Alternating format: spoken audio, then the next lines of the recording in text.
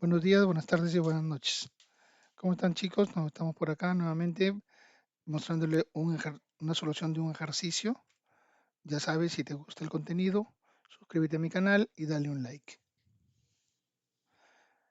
El ejercicio que vamos a ver es justamente que me dan dos fuerzas, una fuerza de 8 kilonewton y una fuerza T que vale 6 kilonewton y un ángulo θ de 30 grados. Y me piden calcular la resultante de estas dos fuerzas y el ángulo que forma esta fuerza resultante con respecto al eje X positivo en el sentido de las manecillas del reloj. Ese es el problema. Lo primero que vamos a hacer nosotros es, en este caso, vamos a identificar las fuerzas, ¿no? La fuerza que está en la parte inferior es de 8 kilonewton, la fuerza que está en la parte superior es de 6 kilonewton. Ahora vamos a trazar líneas paralelas a esas dos fuerzas. Al trazar líneas paralelas a esas dos fuerzas, donde cruza las líneas paralelas, pues tenemos nosotros la fuerza resultante, que en este caso está identificado con la letra C. C es la fuerza resultante de esas dos fuerzas. Identificada la fuerza resultante, ahora vamos a identificar el ángulo θ. De acuerdo a dato del problema, el ángulo es 30 grados.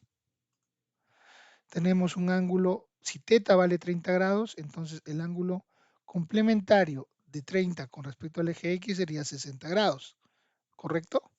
Entonces tenemos que θ vale 30, por lo tanto el ángulo complementario de la fuerza A con respecto al eje X vale 60 grados. Si yo sumo 60 grados más 45 grados, que es el ángulo que forma la fuerza B contra el eje X, entonces ese ángulo es un ángulo de 105 grados. Entonces tenemos en el lado izquierdo un ángulo de 60 más 45 igual a 105 y en el lado derecho igual manera un ángulo de 105 grados. Como pueden ver es una figura en paralelepípedo, entonces si tengo un ángulo de 105, el otro ángulo de 105, entonces me falta a mí calcular los ángulos beta, que en este caso son lo mismo, beta y beta.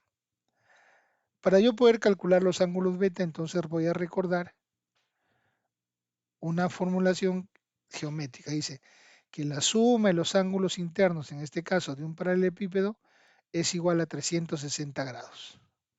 Es decir, 60 grados más 45 grados más 105 más beta, la suma de todos los ángulos internos da igual de 360 grados.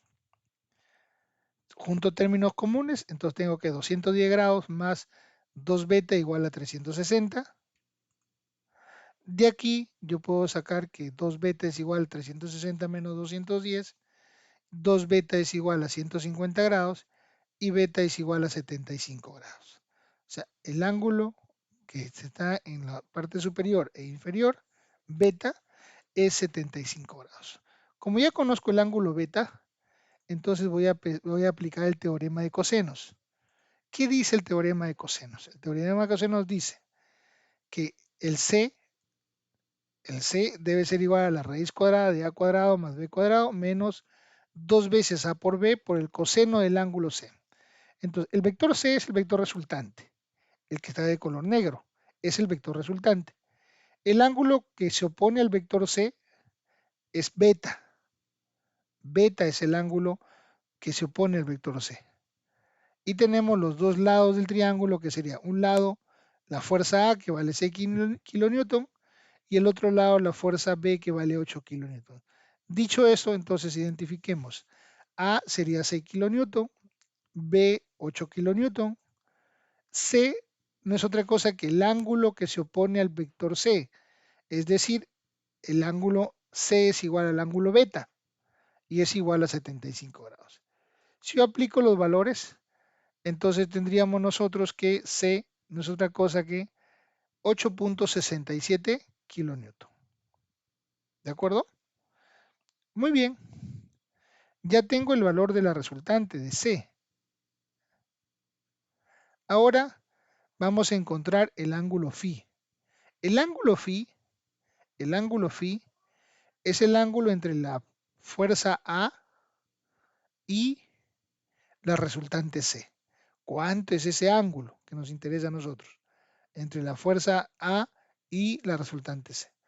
Para yo poder calcular el ángulo phi, entonces voy a aplicar el teorema de senos.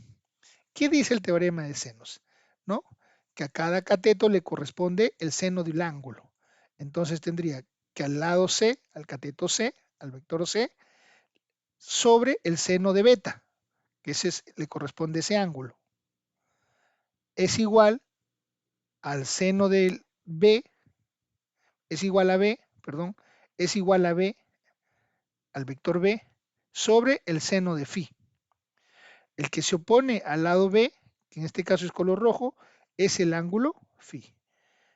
Entonces tendríamos nosotros 8.67, que es el valor de C, sobre seno de 75 grados, que eso es el valor de beta, debe ser igual a 8 kilonewton sobre seno de phi.